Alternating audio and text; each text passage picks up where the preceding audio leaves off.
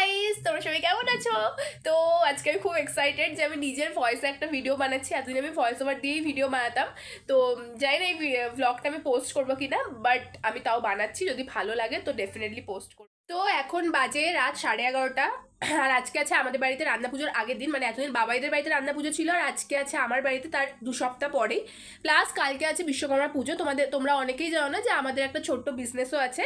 তো তাই জন্য কালকে বিশ্বকর্মা পুজো আছে আমাদের ঘরে, তো সেটারও একটা মানে করতে হবে, জোগাড় করতে হবে। তো আমি আর বাবাই গিয়ে আজকে সমস্ত বাজার ফাজার করেই এসেছি, আর বাবাও কিছুটা করেছিল।